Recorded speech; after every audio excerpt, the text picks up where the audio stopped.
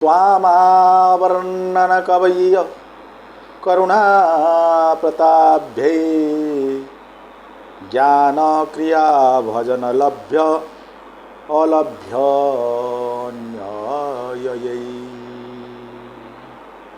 अर्थात हे भगवान, बड़ बड़ कवि बड़ बड़ विद्वान कहती जे आपण ज्ञान कर्म एवं भक्ति द्वारा मिली थांती, अन्य कौनसी साधन द्वारा आपण को पाइबा बा आपण को लाभ करिबा संभव नुहे।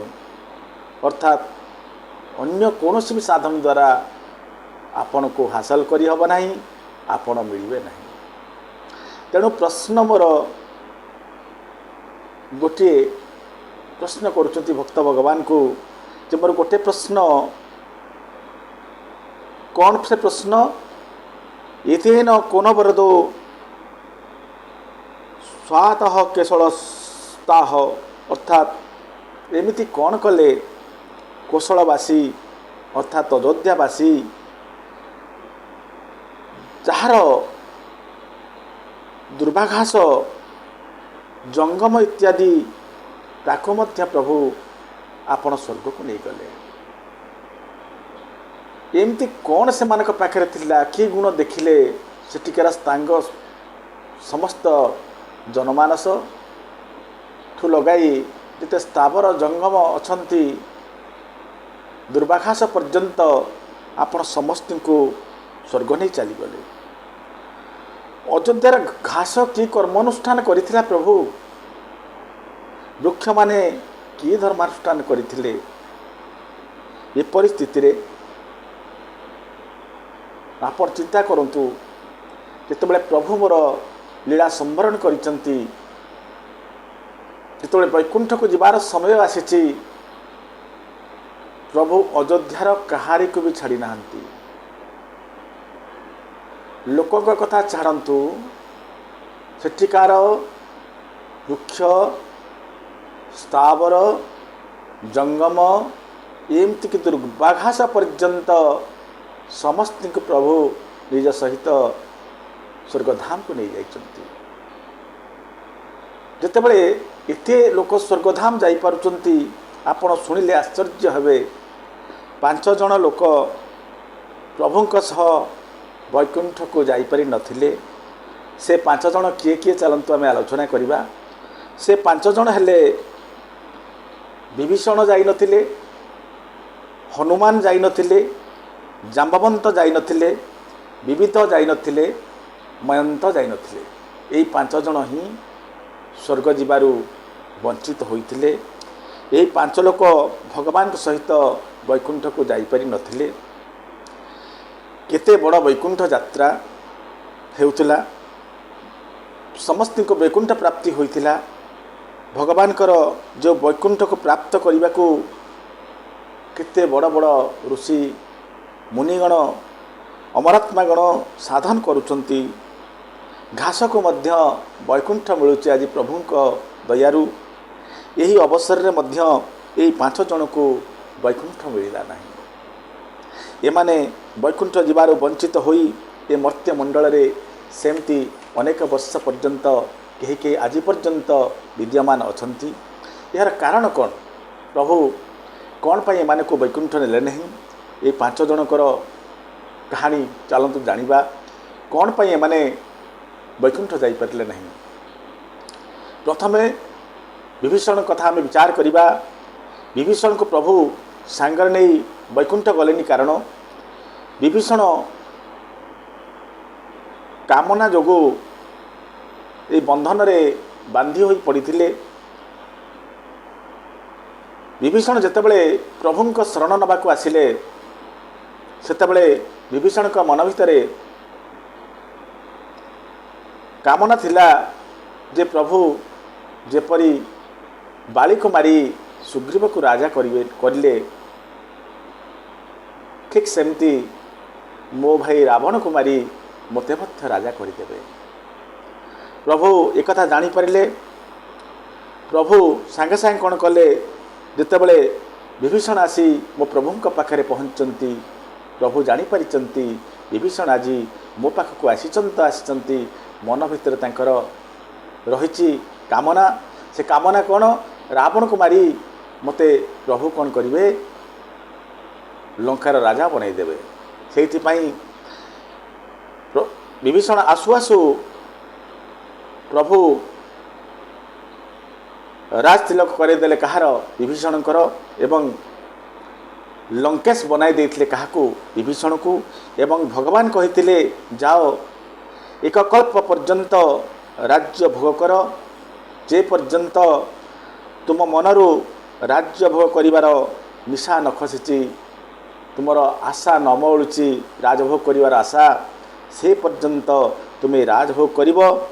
राजभोगर निशा जेतबेले खसिजिव, जेतबेले राजभोग करी तुम आत्मतृप्त लाभ हब, सेतबेले तुम्हें मो धाम को फेरिब, मो धाम को तुम्हें फेरी आसब। एक कल्प पर्यंत राज्य भोगिबार आशीर्वाद मो प्रभु श्रीराम निजे प्रदान करिसेंती काहाकू? विभीषण को। जेतबेले प्रभुंकर वैकुंठ यात्रा हैला, सेतबेले एक कल्प जो समय देइचंती प्रभु, जो आशीर्वाद देइचंती प्रभु, से एक कल्प पूरी नथिला, आहुरी अनेक वर्ष बाकी थिला। कुआ जाए ए पर्यंत मध्य से समय पूरीनी बोली। एवं एवं मध्य लंका राजा कुआ जाए से विभीषण अछंती। ये जो लंका भारत मानचित्र तले देखा जाउची, यह से लंका नुह। भारत मानचित्र तले जो लंका आमे देखुचंती ताहा होची सिंहल द्वीप। लंका हेउची दक्षक नगरी, जोठारे एबे भी असुरगण वास करुचंती। मनुष्यर गमन सेटाकू असंभव। समुद्र भितरे 100 योजन दूर रे ताहा मनुष्य को खाली आखिरे देखा जाए नहीं। ताहा हेउची दिव्य पुरी। आज भी तार राजा विभीषण जी महाराज एक कल्प पर्यंत सेठारे से रहिबे। कल्प सरिनी, तेणु निश्चित भाव रे एबे भी सेठारे अछंती किए विभीषण जी महाराज। जेबे तांकर समय अवधि सरीब, एक कल्प समय सरीब राजभोग, तापर जाई विभीषण कोठी जिबे? स्वर्गधाम को जिबे। एवं सेठी पई विभीषण जाई पार नाहंती कोठी की? वैकुंठ को। कामना ही बांधि रखिछि काहाकू? विभीषण को। एवं छाड़ी देनी वैकुंठ को। तेणु चलतु आम जाना आउ जड़े प्रभुंकर अति प्रिय जी वैकुंठ जापारि नाहांती, से होचंती हनुमान। हनुमान कहीं वैकुंठ गलेनी? चलतु आम मैंने आलोचना करवा। हनुमान वैकुंठ जो गलेनी तार कारण बहुत सुंदर।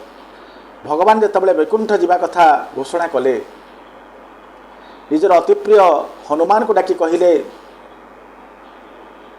ये हनुमान मर्त्यमंडल मोर लीला संभरणर बेल आसीगला। एबे आमे समस्ते वैकुंठ धाम को जीवा। साकेत धाम को जीवा। वैकुंठ धाम को साकेत धाम मध्य कह जाए। साकेत धाम को जीवा। हनुमान कहले, बहुत भल कथा प्रभु, मो मध्य आपणक सह जीवी। हेले प्रभु मोर गोटे प्रश्न अच्छी, मो प्रश्नर उत्तर आपन दियंतु, तापरे मु सांगे सांगे आपण सहित वैकुंठ यात्रा रे बाहरी पड़ी। एवं प्रभु को पचारिचंती हनुमान जे प्रभु कहतु वैकुंठ रे आपण तो थिबे, हेले वैकुंठ रे आपण को कथा केतेबेले चले? दीटारे ना तीनिटारे केतेबेले आपणकर कथा आलोचना करा जाए, आपणकर कथा कहा जाए? से कथा मते कहतु। प्रभु पचारे वैकुंठ रे मो कथा हसीदेले प्रभु। हनुमान कहले, प्रभु हाँ, वैकुंठ रे आपणक कथा चलिबार टाइमिंगटा कौन? को समय रे आपणक कथा कहा जाए? केतेटारे आपण कथा चले मते टिके प्रभु कहतु।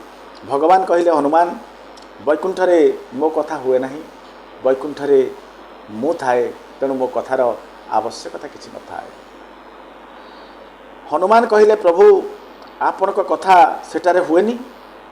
प्रभु कहले सेठारे मु पुरा अच्छी कथा कौन पाई करा जीवो तेणु वैकुंठरे मो कथा कौटी भी करा जाए नहीं। हनुमान जितेबाला शुणिले वैकुंठरे राम कथा शुणा मिले नहीं। विनम्रतार सहित हनुमान हाथ जोड़ी कहले प्रभु आज पर्यंत जहाँ भी निर्देश देइचंती जहाँ भी आदेश देइचंती प्रभु मु आपणकर समस्त आदेश को मानिची हेले आज मु आपणकर आज्ञार उल्लंघन करुआ को जाऊँगी मते क्षमा करंतु प्रभु मु आपणक सह वैकुंठ जाइपरिबि नाही। भगवान कहले वैकुंठ जीवनी वैकुंठ पाई केते मुनि ऋषि गण केते दिन पर्यंत तपस्या करी मध्य वैकुंठ यात्रारू बेले बेले वंचित हो जाती।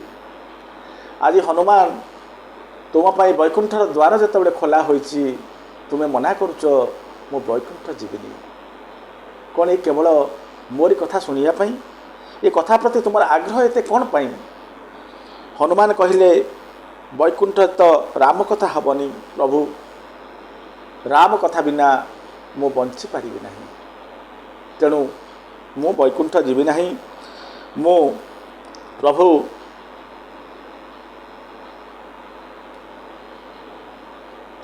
वैकुंठ को जाई कौन पाइबी जोठी राम कथा नहीं से जगार क्षणमात्र रहिबा मो पक्षे संभव नुहे। प्रभु आपण कथा बिना मो बंची पारि नहीं तेणु मु जीवी नहीं कौटी की वैकुंठ। यापर वैकुंठ प्रकृत रे हनुमान कौन करती प्रभुंकर नाम प्रिय भारी प्रभुंकर नाम जोठी हनुमान सेठी आज उत्थापन कर प्रभु आगे जे प्रभु मु आपणकर नाम बिना बंची पारि नहीं। से तो आमर हनुमान चालीस लिखा जाए प्रभु चरित सुनी बेको रसिया राम लखन सीता मन बसिया। प्रभुंकर चरित्र जोठी प्रभुंकर कथा जोठी हनुमान सेठी। हनुमान कहले प्रभु मु जीवी नहीं मोर मर्त्यमंडल भल तो मु भल मु वैकुंठ जावाक चाहू नहीं कारण जोठी राम कथा नहीं से वैकुंठ हेले मध्य मो पाई नरक समान मु जीवी नहीं। एवं प्रभु कहले वैकुंठ रे मु रहिबी तथापि हनुमान तुम्हें वैकुंठ को जीवनी मना करुच अर्थात तुम्हें कौन मत भल पाओनी हनुमान। प्रभु हनुमान कहले प्रभु आपण तो मो जीवन आपण को भल पाइबा कथा कहते आपण तो मो हृदय अच्छा जुआड़े गले भी प्रभु आपण को मो हृदय भितर पाइबी मु आपण को चाहे आपण को कथा भी चाहे आपण को भल पाए आपण कथा को भी भल पाए दुईटी जिनसरू गोटे कमिले प्रभु ये हनुमान बंची पारिबो नहीं। प्रभु वैकुंठ रे आपण मिलिबे सत हेले आपण को कथा मिलिबो नहीं किंतु ये मृत्युलोक रे मर्त्यमंडल रहिले प्रभु मु आपण को पाइबी आपण को कथा भी पाइबी। प्रभु पचारे केमती हनुमान सांगे सांगे प्रभु को बुझाई देइचंती जे प्रभु एक कथा सत्य जे आपण जोठी अछंती आपण कथा सेटारे मिलिबो तार किछि ग्यारंटी नहीं। आपण थिबे एवं आपण कथा चलीथिबो तार किसी ग्यारंटी नहीं। ये जमी वैकुंठ रे आपण कहउचंती आपण रहिबे किंतु आपण कथा नथिबो किंतु हेले प्रभु आपण कथा जे उठी आपण निश्चित भाव रे सेठी थिबे। भगवान कथा जे उठी हबो आपण पा कहितिले कहिचंती जे स्वयं आपण कथा पाखरे विद्यमान थांती बोली तेणु कथा जो उठी आपण भी सेठी बाध्य हो आसबे एवं सेठी मु आपन को दर्शन करी कथा को शुणी आपण को दर्शन करी तेणु ये मर्त्यमंडल ये मर्त्य लोक मो पई भल। आपण पा निजे कहते नाहं बसंती वैकुंठे जोगिना हृदय नाच मदभक्त्या जत्र गायन्ति तत्र तिष्ठामि नारद। ଆପଣ ନିଜେ କହିଛନ୍ତି ଯେ ଏହା କେବେ କହିଥିଲେ ପ୍ରଭୁ? ଯେତେବେଳେ ଭକ୍ତି ଜ୍ଞାନ ବୈରାଗ୍ୟ ମିଶି କ'ଣ କରିଥିଲେ? କୀର୍ତ୍ତନ କରିଥିଲେ ପ୍ରଭୁଙ୍କ ନାମକୁ। ପ୍ରଭୁ ସେମାନଙ୍କର ଭକ୍ତିରେ ପ୍ରକଟ ହୋଇ ସେମାନଙ୍କୁ କହିଥିଲେ, ମୁଁ ତୁମମାନଙ୍କ ଭକ୍ତିରେ ପ୍ରସନ୍ନ, କ'ଣ ବର ମାଗିବାକୁ ଚାହୁଁଛ ମାଗ। ସେମାନେ ବର ମାଗିଥିଲେ ଯେ ଯେମିତି ଆଜି ଆମର ଭକ୍ତିରେ ଆପଣ ପ୍ରୀତ ହୋଇ ଆମକୁ ଦର୍ଶନ ଦେଲେ, ସେମିତି ଏ ମର୍ତ୍ତ୍ୟମଣ୍ଡଳରେ ଯେଉଁଠାରେ ଆପଣଙ୍କ ନାମ କୀର୍ତ୍ତନ ଉପାସନା ହେବ, ସେଠାରେ ଆପଣ ପ୍ରକଟ ହୋଇ ସେମାନଙ୍କ ପାଖରେ ମଧ୍ୟ ଏମିତି ପହଞ୍ଚି ସେମାନଙ୍କର ମନୋବାଞ୍ଛା ପୂର୍ଣ୍ଣ କରିବେ। ପ୍ରଭୁ ଏ କଥା ଆମକୁ କଥା ଦିଅନ୍ତୁ। ପ୍ରଭୁ ତଥାସ୍ତୁ କହିଥିଲେ। ସେ କଥା ଆଜି ଉଲ୍ଲେଖ କରୁଛନ୍ତି କିଏ? ହନୁମାନ। ଯେ କଥା ଯେଉଁଠି ପ୍ରଭୁ ଆପଣ ସେଇଠି ରହିବେ ବୋଲି କହିଥିଲେ। ତେଣୁ ଭଗବାନଙ୍କ ବାସ ହେଉଛି କଥା ଯେଉଁଠି, ପ୍ରଭୁ ସେଇଠି। ତେଣୁ ହନୁମାନ କହିଲେ, ମୁଁ ଏ ପୃଥିବୀରେ ରହି ଆପଣଙ୍କର କଥା ଓ ଆପଣ ଉଭୟଙ୍କୁ ପାଇବି। ତେଣୁ ପ୍ରଭୁ ମୋତେ ଏ ମର୍ତ୍ତ୍ୟମଣ୍ଡଳ ଛାଡ଼ି ବୈକୁଣ୍ଠ ଯିବାକୁ ବାଧ୍ୟ କରନ୍ତୁ ନାହିଁ। ମୁଁ ଏଇଠି ରହି ଆପଣଙ୍କୁ ପାଇବି ଏବଂ ଆପଣଙ୍କ କଥାକୁ ପାଇବି। ଯେପର୍ଯ୍ୟନ୍ତ ପୃଥିବୀରେ ଜଣିଏ ବି ଲୋକ ଆପଣଙ୍କ ପ୍ରେମୀ ଅଛି ଏବଂ କଥା କହୁଛି, ଆପଣଙ୍କ ଆଲୋଚନା କରୁଛି, ସେ ପର୍ଯ୍ୟନ୍ତ ପ୍ରଭୁ ମୁଁ ଏ ମର୍ତ୍ତ୍ୟମଣ୍ଡଳରେ ରହିବି। ଏ କଥା ଶୁଣିକି ଏକଥା ବି ଆଉ ଗୋଟେ କଥା ଆପଣ ଶୁଣନ୍ତୁ। ପ୍ରଭୁ ଏକା ସମୟରେ ଯେତେ ଜାଗାରେ ବି କଥା ହେଉନା କାହିଁକି, ଯଦି ଗୋଟିଏ ଜାଗାରେ କଥା ହୁଏ ବି, ପ୍ରଭୁ ମୁଁ ନିଜକୁ ଗୋଟିଏ ରୂପରେ ପରିବର୍ତ୍ତିତ କରି ଏ ଗୋଟିଏ ଜାଗାରେ ପହଞ୍ଚି ପ୍ରତ୍ୟେକ କଥା ଭିତରେ ମୁଁ ନିଶ୍ଚିତ ଭାବରେ ଉପସ୍ଥିତ ରହିବି। ଯତ୍ର ଯତ୍ର ରଘୁନାଥ କୀର୍ତ୍ତନମ୍ ତତ୍ର ତତ୍ର କୃତ ମସ୍ତକାଞ୍ଜଳି। ଅର୍ଥାତ୍ ଯୋଉଠି ଯୋଉଠି ରଘୁନାଥ କୀର୍ତ୍ତନ ହେବ, ଆପଣ କୀର୍ତ୍ତନ ହେବ, ପ୍ରଭୁ ଯେତେ ଜାଗାରେ ହେଉନା କାହିଁକି ମୁଁ ସବୁ ଜାଗାରେ ଯାଇ ପହଞ୍ଚିବି, ବିଦ୍ୟମାନ ରହିବି, ଆପଣ କଥା ଶୁଣିବି, ଆପଣଙ୍କୁ ଦେଖିବି। ହନୁମାନ କଥା ଶୁଣିବାକୁ, ପ୍ରଭୁଙ୍କ କଥା ଶୁଣିବା ପାଇଁ ଏତେ ପ୍ରିୟ ଯେ ବୈକୁଣ୍ଠ ଯାତ୍ରାକୁ ପ୍ରତ୍ୟାଖ୍ୟାନ କଲେ। ହନୁମାନଙ୍କ ପ୍ରଭୁ ଯେତେବେଳେ ଶୁଣିଲେ ଯେ ହନୁମାନ ଆଉ ଯିବାର ନାହିଁ, ପ୍ରଭୁ ହନୁମାନଙ୍କୁ ଆଶୀର୍ବାଦ ଦେଲେ।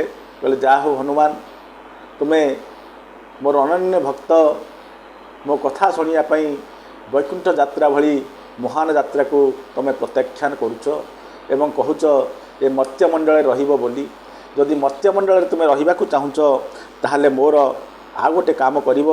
କ'ଣ କରିବ? ପ୍ରଭୁ ପଚାରିଛନ୍ତି ହନୁମାନ ଯେ ପ୍ରଭୁ ଆପଣ ଆଜ୍ଞା ଦିଅନ୍ତୁ, ଯାହା କହିବେ ମୁଁ ନିଶ୍ଚିତ ଭାବରେ କରି ଦେଖେଇବି। ପ୍ରଭୁ କହିଛନ୍ତି, ତୁମେ ଏ ପୃଥିବୀ ପୃଷ୍ଠରେ ତ ବାସ କରୁଛ, ଜୀବନ ହିଁ ବୈକୁଣ୍ଠ ବୋଲି ମନା କଲ।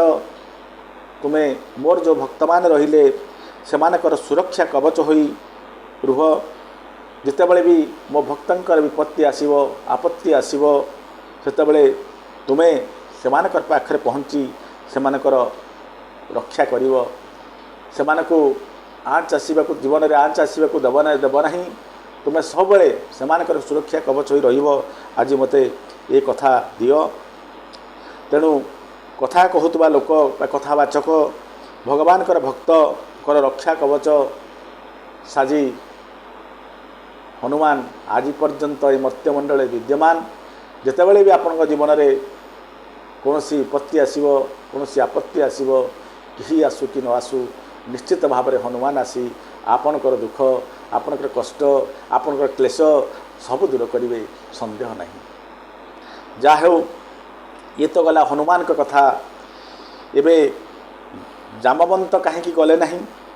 ଜାମ୍ବବନ୍ତ ବୈକୁଣ୍ଠ ଯାଇପାରିଲେନି ସେଇ ଗୋଟିଏ କାମନା ପାଇଁ। ସେ କାମନାଟି କ'ଣ ଆପଣ ଜାଣନ୍ତୁ? ସେ କାମନାଟି ହେଉଛି, ଜାମ୍ବବନ୍ତ ଗଲେ ନାହିଁ କ'ଣ ପାଇଁ? ଜାମ୍ବବନ୍ତ ବସିଥାନ୍ତି ଥରେ ପ୍ରଭୁ ରାମ ରାବଣ ଯୁଦ୍ଧ ସରିଗଲା, ପ୍ରଭୁ ଯୁଦ୍ଧ ଜୟୀ ହେଲେ, ରାବଣର ମୃତ୍ୟୁ ଘଟିସାରିଛି। କପିମାନେ ସମସ୍ତେ ବସିଛନ୍ତି। ମୋ ପ୍ରଭୁ ପଚାରୁଛନ୍ତି, ଯୁଦ୍ଧ ତ ସହିଲା, ଶେଷ ହୋଇଗଲା, ଆମର ତ ବିଜୟ ହେଲା, ଆମେ ସବୁ ଯୁଦ୍ଧରେ ବ୍ୟସ୍ତ ଥିଲୁ, ତେଣୁ କିଏ କ'ଣ କରିଛ ଆମେ ପ୍ରତ୍ୟକ୍ଷ ଭାବରେ ଦେଖିପାରିନଥିଲୁ। ତେଣୁ ଯିଏ ଯାହା କରିଛ तुमको युद्धानुभूति जहाँ समस्ते प्रकाश कर समस्ते बसी प्रभु रामचंद्र मध्य विद्यमान अच्छा प्रभु रामचंद्र समस्त को जन जन कर पचारुंट समस्ते निज निजर बड़ीमा कहते कौन एक कपि कहूँ जे मुझे गोटे राक्षस को धरली ता मुंड को एमती बुलेदेली ता मुंड आज पर्यंत सेमती पछपट हो रहा मुंड बाहर को आउ पूर्वावस्था को फेरी पारा ना आउ जड़े कपि बाहरी पड़ा से कहला मुझे सर मारिली जे जाइछि तो जाइछि से पर्यंत से तल को खसी ना आउ जने कपि बाहरी पड़ा से कहला मु एकाथर के 10-15 राक्षस को मारी देइछि मु प्रभुंकर भक्त तेणु मोर माड़ एते तीव्र थिला जे 10-15 राक्षस एकाथर के खलास एमती समस्ते युद्धर निजर अभिज्ञता को प्रकाश करुचंती प्रभु मोर खुशी मनरे शुणुता जन जन करी निज निज बड़ीमा गाउथांती शेष जन जन करी प्रभु पचारुचंती शेष कौन होइछि क्रम आसी पहुँचला जामवंत पाखरे जामवंत प्रभु पाखरे बसिचंती एवं पचारिले जामवंत जी आपण तो वयोज्येष्ठ आम मानकर नमस्य ये युद्ध रे दयापूर्वक आपणकर अभिज्ञता उल्लेख करंतु आपण कहतु आपण युद्ध रे कौन करिसंती जामवंत हसिले और कहिले प्रभु एते बड़ युद्ध रे मते मोर युद्ध कला युद्ध कौशल देखाइबार सुजोग टिके मिलला नहीं मु तो किछि कला देखाइनी तेणु जितेबाला मो युद्ध कौशल युद्ध कला देखाइबार वंचित होइछि प्रभु आपण पचारे मु कि उत्तर देवी प्रभु पचारे आपण युद्ध कौशल युद्ध कला देखा कहीं आगभर हेले नहीं सांगे सांगे जामवंत कहले प्रभु एते बड़ युद्ध रे कहीं जड़े हेले मो सम योद्धा मुझे देखिली नहीं कहा जाए दोस्ती या दुश्मनी सिर्फ बराबर बालों से किया जाता है जितेबाला मु देखिली नहीं कहारी को जे मो सम योद्धा मु लड़ी था कहीं मु तलाश रे थिली कहीं मोर समकक्ष योद्धा हेले मु ता सहित लड़ी जणिए मात्र थिला मो समकक्ष योद्धा ए युद्ध रे से होची रावण किंतु प्रभु रावण को मारिया पई तो आपणकर ये अवतार तेणु मु ता सह कहीं युद्ध करिथांती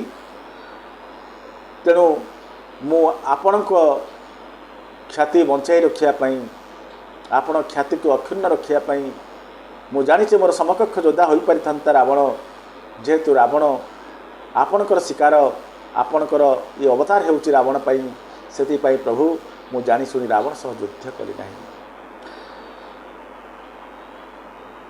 एवं प्रभु आपणक परी वीर ए दुनिया रे कहीं भी नहीं जदि आपण चाहती प्रभु ताहले कृपा करंती मो उपरे ताहले आपणक सह युद्ध मैदान को ओह्लाइबा को मोर भारी इच्छा अच्छी आपण ओ मो भितर जदि हाथाहाथी हुए आमे दुई जन जाक जदि द्वंद्व युद्ध को अवतरण करते द्वंद्व युद्ध लिप्त होते ताहले ये जगत एक सुंदर युद्ध देखि पारंता भगवान श्रीराम कहले जामवंत आपणकर ये अभिलाषा मोर मने रहिला ये मोर राम अवतार चली मर्यादार अवतार मर्यादार सीमारेखा मु डेई पारिबि नाही लीला पाई मोर अवतार मर्यादा को उल्लंघन मु करी जड़े वयोज्येष्ठ नमस्यक सह मु युद्ध करि पारिबि नाही आपण वृद्ध मु हेउची आपणक पुत्र परी तेणु आपणकर ये इच्छा को मु पूर्ति करी मोर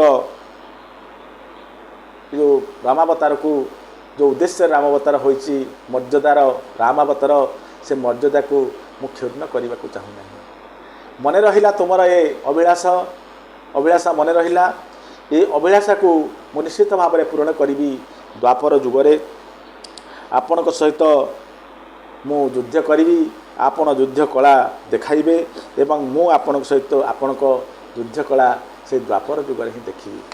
ଏବଂ ଏହି କାମନା ପାଇଁ ଜାମବନ୍ତ ତ୍ରେତା ଯୁଗରୁ ଦ୍ୱାପର ଯୁଗ ପର୍ଯ୍ୟନ୍ତ ଏ ପୃଥିବୀରେ କେବଳ ବଞ୍ଚି ରହିଥିଲେ ପ୍ରଭୁଙ୍କ ସହ ଲଢ଼ିବା ପାଇଁ। ଆଉ ଗୋଟେ ବି ଅଭିଳାଷ ଥିଲା କାହାର? ଜାମବନ୍ତଙ୍କର। ସେ ଅଭିଳାଷଟି ହେଉଛି କ'ଣ? ଯେତେବେଳେ ଜନକ ଏବଂ ପ୍ରଭୁ ଶ୍ରୀରାମକୁ ଦେଖିଥିଲେ, ଜନକ ଯେତେବେଳେ ପ୍ରଭୁ ଶ୍ରୀରାମକୁ ଅତି ସ୍ନେହର ସହିତ ଆଲିଙ୍ଗନ କରୁଥିଲେ, ପ୍ରଭୁ ଶ୍ରୀରାମ ଜନକଙ୍କୁ ନମସ୍କାର କରି ପିତା କହିଥିଲେ, ପାଖରେ ବସିଥାନ୍ତି ଜାମବନ୍ତ। ଦେହ ଜଳି ଯାଉଥାଏ ଜାମବନ୍ତଙ୍କର। ମନେ ମନେ ଭାବୁଥାନ୍ତି, ଯଦି ମୋର ଗୋଟିଏ ଝିଅ ଥାନ୍ତା ତାହେଲେ ମୁଁ ଏ ଜଗତେଶ୍ୱର ପ୍ରଭୁ ଶ୍ରୀରାମଚନ୍ଦ୍ରଙ୍କୁ ମୋର ଜଇଁ କରିଥାନ୍ତି ଏବଂ ଏମିତି ପିତାର ସମ୍ମାନ ପାଇଥାନ୍ତି କାହାଠାରୁ? ପ୍ରଭୁ ଶ୍ରୀରାମଙ୍କ ଠାରୁ। ଇଏ ମଧ୍ୟ ଗୋଟେ ଅଭିଳାଷ ଥିଲା। ସେ ଅଭିଳାଷା ଏବଂ ପ୍ରଭୁଙ୍କ ସହିତ ଯୁଦ୍ଧ କରିବାର ଅଭିଳାଷା ପାଇଁ ବଞ୍ଚି ରହିଥିଲେ କିଏ? ଜାମବନ୍ତ ଏ ପୃଥିବୀ ପୃଷ୍ଠରେ ଦ୍ୱାପର ଯୁଗ ପର୍ଯ୍ୟନ୍ତ। ଦ୍ୱାପର ଯୁଗ ଆସିଲା, ଜାମବନ୍ତ ଏବେ ବି ବଞ୍ଚିଛନ୍ତି ପ୍ରଭୁଙ୍କ ପାଇଁ ଯୁଦ୍ଧ ଅପେକ୍ଷାରେ। ସମୟ ଅତିକ୍ରାନ୍ତ ହୋଇଛି, ସମୟ କ୍ରମେ ସେ ସମୟ ଆସି ପହଞ୍ଚି ଯାଇଛି ଆଜି ଜାମବନ୍ତକୁ ଉଦ୍ଧାର କରିବାର। ସେ ସମୟରେ ଏକ ଲୀଳା ହୋଇଛି ଦ୍ୱାପର ଯୁଗରେ। କ'ଣ ହେଇଛି ନା, ଯେଉଁ ଯାଦବ ମାନେ ଅଛନ୍ତି ଦ୍ୱାରିକାରେ, ଜଣେ ଯାଦବ ଥିଲେ, ତାଙ୍କ ନାଁ ହେଉଛି ସତ୍ରାଜିତ। ସତ୍ରାଜିତ କ'ଣ କରିଛନ୍ତି? ଭାରି ସୂର୍ଯ୍ୟ ଉପାସକ ଥିଲେ ଦ୍ୱାରିକାର। ସୂର୍ଯ୍ୟଙ୍କ ଉପାସନା କରି ସୂର୍ଯ୍ୟଙ୍କ ଠାରୁ ଗୋଟେ ମଣି ପାଇଥିଲେ। ସେ ମଣିର ନାଁ ହେଉଛି ସୀମାନ୍ତକ ମଣି। ସେ ମଣିର ଖାସିୟତ ଥିଲା ଯେ ପ୍ରତ୍ୟେକ ଦିନ 1000 କେଜି ସୁନା ପ୍ରଦାନ କରୁଥିଲା କିଏ? ଏ ମଣିଟି। ପ୍ରତିଦିନ 1000 କେଜି ସୁନା। ଘରର ଲୋକ ସଂଖ୍ୟା କମ୍, କେବଳ ସତ୍ରାଜିତ, ତାଙ୍କ ଭାଇ ଏବଂ ଗୋଟିଏ କନ୍ୟା। କିନ୍ତୁ ପ୍ରତ୍ୟେକ ଦିନ ସେଇ 1000 କେଜି ସୁନା ପାଉଥିଲେ କିଏ? ସତ୍ରାଜିତ। ଏ ଖବର ସବୁଆଡ଼େ ପ୍ରଚାରିତ ହେଲା। ପ୍ରଭୁ ଶ୍ରୀକୃଷ୍ଣ ହେଉଛନ୍ତି ଦ୍ୱାରିକାର ରଜା, ଦ୍ୱାରିକାଧୀଶ। ପ୍ରଭୁ ଶ୍ରୀକୃଷ୍ଣ କାନରେ ମଧ୍ୟ ଏକଥା ପହଞ୍ଚିଲା। ପ୍ରଭୁ ଶ୍ରୀକୃଷ୍ଣ ଯାଇ ପହଞ୍ଚନ୍ତି ସତ୍ରାଜିତଙ୍କ ପାଖରେ। ସତ୍ରାଜିତଙ୍କୁ ଅନୁରୋଧ କରିଛନ୍ତି, ହେ ସତ୍ରାଜିତ, ତୁମ ପରିବାର ତ 3 ଜଣ ଲୋକ, ଏତେ ସୁନା, ପ୍ରତ୍ୟେକ ଦିନ 1000 କେଜି ସୁନା, ତୁମେ କ'ଣ କରିବ? ତେଣୁ ତୁମେ ଯଦି ଚାହାନ୍ତ ଏ ସୀମନ୍ତକ ମଣିକୁ ଯଦି ଦ୍ୱାରିକାର ରାଜକୋଷରେ ତୁମେ ଡିପୋଜିଟ୍ କରିଦିଅନ୍ତ ବା ଦେଇଦିଅନ୍ତ, ତାହେଲେ ପ୍ରଜାମଙ୍ଗଳ କାର୍ଯ୍ୟରେ ଆମେ ସେ ସ୍ୱର୍ଣ୍ଣକୁ ଲଗାଇ ପାରନ୍ତେ। ସତ୍ରାଜିତ ଏ କଥାକୁ ମନା କରିଛନ୍ତି ରୋକଠୋକ ଭାବରେ ଯେ ନା, ମୁଁ ମୋ ମଣି କାହାକୁ ଦେଇପାରିବି ନାହିଁ। ଏହାପରେ ଏକ ଅଦ୍ଭୁତ ଘଟଣା ଘଟିଛି।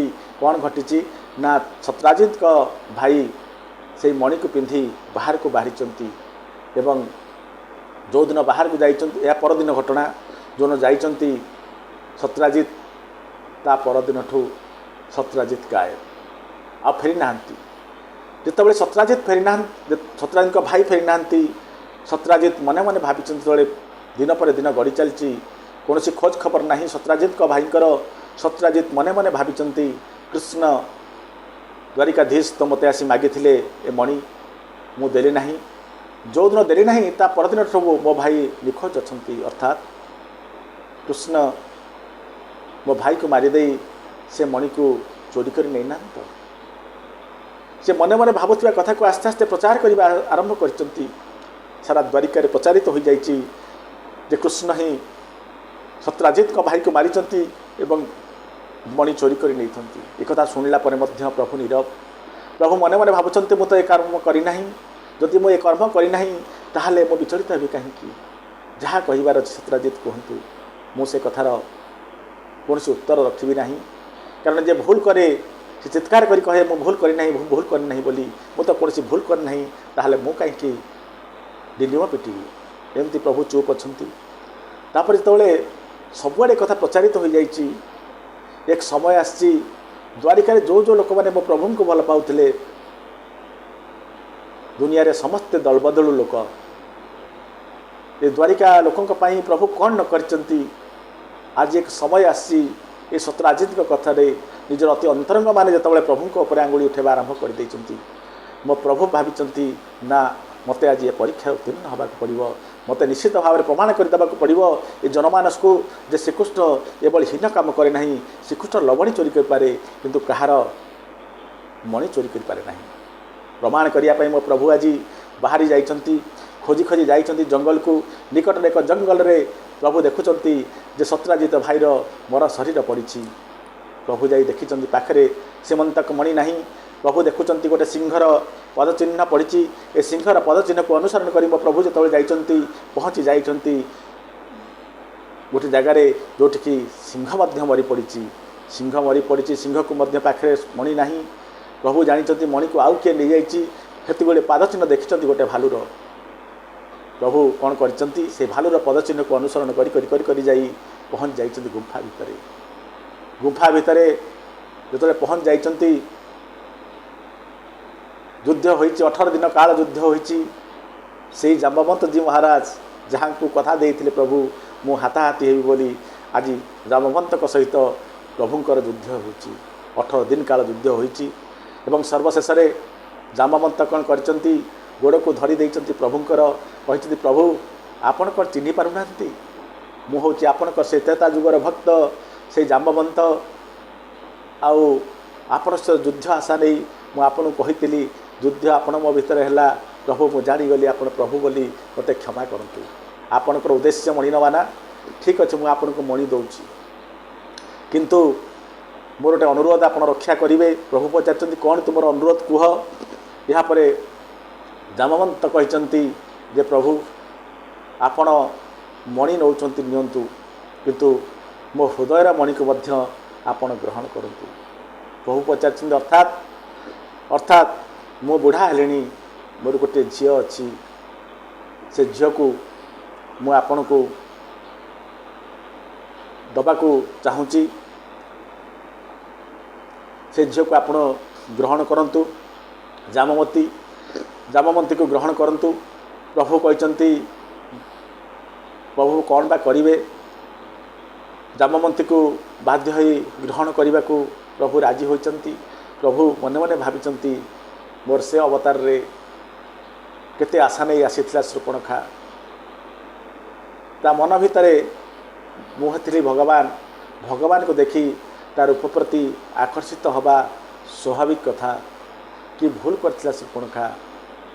केवल एइथिपाई मु ताको परित्याग करथिली जे मोर से जो अवतार मर्यादार अवतार मु द्वितीय पत्नी ग्रहण करि पारि नथंती। सेइथिपाई लक्ष्मण ताको नाक कान काटी पठाईदेला छाड़ीदेला सीना हेले जितेबाला ये शूर्पणखा जाई पहुँची निज भाई खरदूषण पाखे पहुँची नाक कान किए काटी बोली जितेबाला पचारि खरदूषण से जो कथा कही शूर्पणखा ताहा प्रकृत में शुणिया भली जिनस भाई आगे प्रकाश करुच्ची जे जी आम को मारी मोर नाक कान काटी से माने बहुत सुंदर बहुत सुकुमार बहुत कोमल बहुत वीर अर्थात नाक कान कटागला परे मध्य से आम प्रति मन भितर खराब धारणा आनी नहीं। भाई को आगे आमर गुणगान करुच्ची ताको मु परित्याग करी। आज जितेबाला जामवंत एक कथा कहते जामवंतर युद्धर जो अभिलाषा थिला ताकू तो मु पूरण कली। जामवंत आज चाहूँगी तांकर कन्या को मते प्रदान करने एवं मणि को यौतुक रूपे दवापाई। मोर तो कृष्ण अवतार ये कृष्ण अवतार रे जी मो कतिके आसो मत तो ताको ग्रहण करने को पड़ो। तेणु मो अनन्य भक्त जामवंत कन्या को ग्रहण कले असुविधा कौन। तेणु मो प्रभु कौन करचंती जामवंतर कन्या जामवंती को ग्रहण कर विवाह करचंती। जा हो यहीपरि भाव में जामवंतर समस्त अभिलाषा पूर्ण होला पले जामवंत मध्य प्रभुंकर वैकुंठ धाम को गमन करचंती। या पर रहिले आउ दुजन किए द्विविध और मयंत से मानकर कौन है चलते जानिबा। एक द्विविध और नयंत न जीवार कारण द्विविधंकर न जीवार कारण बहुत सुंदर शुणा मिले। द्विविध द्वापर युग पर्यंत रही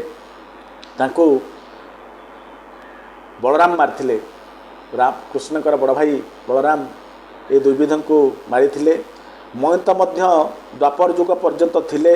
द्वापर रे से भगवत धाम को गले। दुर्विध को वैकुंठ प्रभु गले। दुर्विध को कहीं सागर नेले नहीं से गोटे सुंदर रोचक कथा शुणा को मिले। दुर्विध जड़े बानर थिले से रामकर सेनापति थिले। दुर्विध जी रामकर सेनापति थिले। दिन सारा से प्रभु राम को दल रही युद्ध करुले। युद्ध सेनापति थिले। युद्धर पराकाष्ठा देखते प्रभु राम को पटरे। किंतु प्रभु रामकर जो खाद्य जहाँ किसी दिया परसा जाऊला ताको भल लगुन सी टिके भल भल खाद्य खाइबा चाहूले। से रात्रि हेले दुर्विध कौन करते प्रभु राम को दल छाड़ी रावण दल को चली जाई खाई पी आनंद मौज मजलिस करी रात्रि पाहिबा पूर्वर राम को सैन्य आसी योगदान करते। प्रभु राम को एक दिन जना पड़गला। प्रभु राम जानिले जे ये दुर्विध ये दुई प्रकार काम करुच्ची। दिन में मो दल रोची राति मो शत्रु दल को चली जाऊँगी। तेणु प्रभु कौन कले दुर्विध को त्याग करदे एवं प्रभु को तार त्याग होला परे प्रभु त्याग कला परे दुर्विध प्रभु को तार दूरे दूरे जाई एठी बुलवा को लगिले। खाली सेतिके नुहे प्रभु प्रति विमुख कारण मन में लोभ मोह जाग्रत होईची। तेणु ताकर पतन आरंभ हो जाइए। जितेबले से अनेक निजर भूल बुझी जितेबले कौन कौन भूल माने तर्जमा कर दुर्विध कांदी खाई ना पी ना सब त्याग कर दे दुर्विध जे मोर भगवत धाम को जीवा निहात दरकार। प्रभुंकर एते प्रिय थी प्रभुंकर सेनापति थी मो कर्म पाई मो प्रभु मते आज त्याग करते आखिर लुह गड़े दुर्विध समय क्रमे प्रभु ताको पर आशीर्वाद करचंती एवं सही कारण निज बड़ भाई एक समय आसी बड़ भाई बलराम को हाथ में दुर्विध को मारी स्वर्गधाम को पठाई। मयंत स्वर्गधाम गले। आपण माने समस्ते लक्ष्य करिथिबे जे ये जो मान सब स्वर्गधाम को जाई पारि नथिले एमानक मध्यरु केवल हनुमान को छाड़देले। हनुमान अभिलाष थिला कोन प्रभु दर्शन प्रभुंकर नाम शुणा प्रभु तांको अभिलाषा सी रहिले ये मर्त्यपुर रे। जामवंत तांकर अभिलाष जो थिला प्रभु सहित युद्ध करी से रहिले मर्त्यपुर रे किछि वर्ष पाई होना कहीं। विभीषण गोटे जुग पूरा अपेक्षा करते किए जामवंत सेमती आपण विभीषण कथा देखंतु। विभीषणकर अभिलाष थिला कौन जे मु रजा हेबी कौठी लंका रजा हेबी। लंका रजा करदेले प्रभु आशीर्वाद दे एक कल्प पर्यंत जो समय देले से समय पाई से जो अभिलाषा मन में रजा हेबी रजा हबार जो अभिलाषा थिला से अभिलाषा पाई विभीषण को मर्त्यमंडल रहा पड़ा। आउ दुर्विध मयंत तांको कथा आपण शुणिले। तेणु अभिलाषा केबे भी करंतु नाही। जो काम काली करने को चाहूँगी ताहा प्रकाश करंतु नाही। कारण जदि आपणकर अभिलाषा रहिला आपण से कर्म करि पारले नाही ताले आपणकर अभिलाषा ही आपण के मर्त्यमंडल धैर्य रखिब ऊपर को उठा को देव नाही। जेकोसी काम करिवार अछि कहारी आगे प्रकाश करंतु नाही। भावंतु देखिबा सुजोग मिलले करिबा एमती कहंतु मु करिबि केबे कहंतु नाही। मु शब्द ठार निज को दूरे रखंतु देखिबे जीवन आनंदमय हब। ए आनंदमय जीवन रे प्रभु को डाकंतु भलरे रहंतु जीवन को उपभोग करंतु। आशा करछु दर्शक बंधु आज आलोचना निश्चित भाव में आपण मानकर हृदय स्पर्शी होइतिबो। आगामी वीडियो रे पुणी थे आपण मानक सह देखा से पर्यंत रहूची नमस्कार।